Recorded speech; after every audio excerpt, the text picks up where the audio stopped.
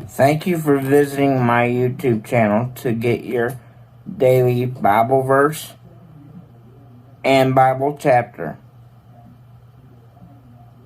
I hope you have a great day and come back each and every day for a new verse and a new chapter. Thank you and God bless.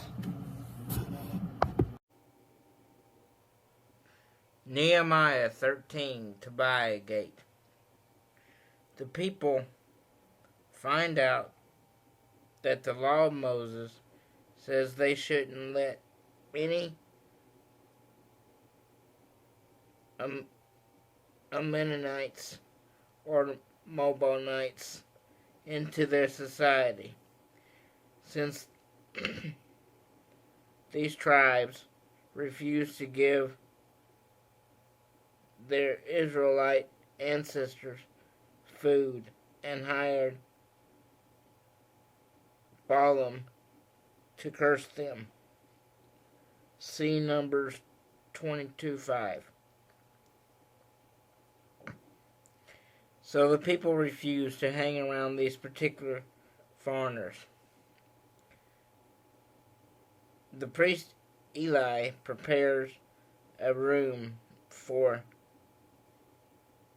Israel's old enemy Tobiah in the chamber where they used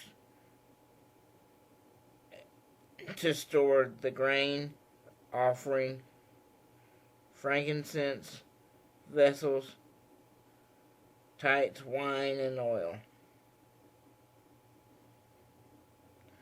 Nehemiah isn't there while this is happening because he's paying a visit to the King Art back in Persia. When he returns and finds out what went down, he throws out all of Tobiah's furniture and brings back the grain, vessels, and other things they used to keep in that room. He discovers that the Levites and singers weren't receiving their fair portions. He also fixes and appoints a new group of treasurers to make sure the Levites gets their share.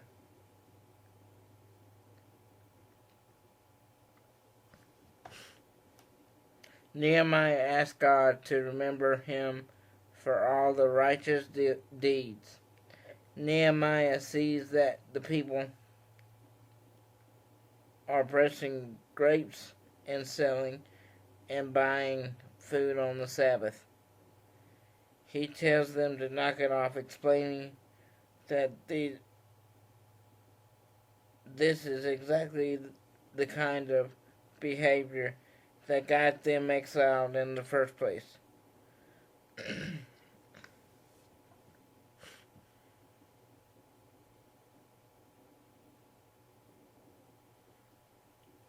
He orders the gates of the city shut when the Sabbath begins and says that they shouldn't be open until it ends. The merchants and sellers end up spending the night outside the city for 1 or 2 Sabbaths before Nehemiah threatens to arrest them. Nehemiah also commands the Levites to purify themselves and guard the gates to make sure the Sabbath is kept holy.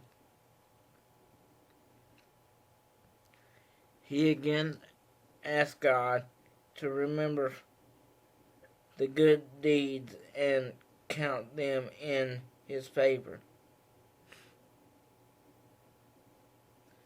Nehemiah also takes on Jews who married women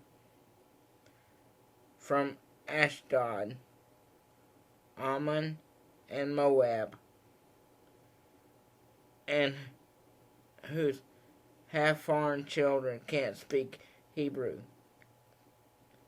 He curses and beats some of the men who've married such women and pulls their hair,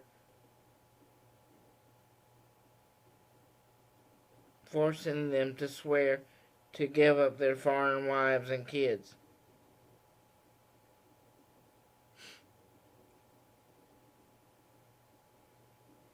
This is a very convincing tactic.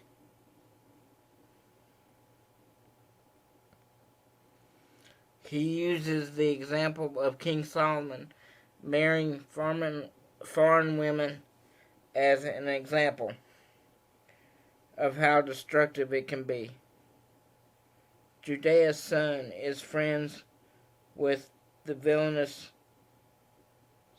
Samit. Nehemiah chases Judea's son away from him and tells God to remember how this guy defied the priesthood. Nehemiah states that he eliminated all foreign practices, established the duties of priests and Levites, and took care of the wood offering and first fruits.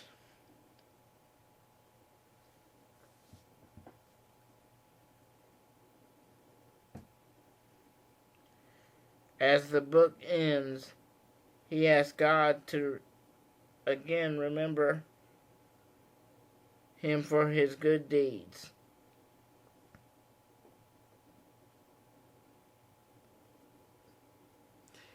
Hebrews 12:14. Work at getting along with each other and with God. Otherwise, you'll never get so much as a glimpse of God. Make sure no one gets left out of God's generosity. Keep a sharp eye out for weeds of bitter discontent. A thistle or two gone to seed can ruin a whole garden in no time. Watch out for the Esau syndrome, trading away God's lifelong gift in order to satisfy a short-term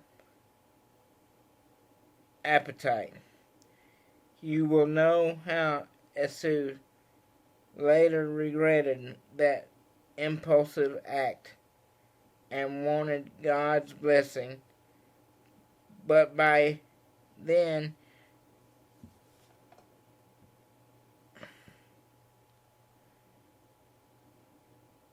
it was too late. Tears or no tears. One of my favorite verses is Philippians 4:13, and it says, I can do all things through Christ who strengthens me. If you have your own favorite verse, please put that down below and let me know what it is. And don't forget to smile, because you never know what a smile can do for someone's day. Thank you, and God bless.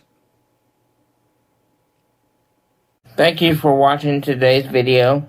Please remember to like, comment, and subscribe so you can remember to watch each and every day's video. Thank you for the ones that have been with me from the beginning. Please help me expand my ministry. Thank you, and God bless.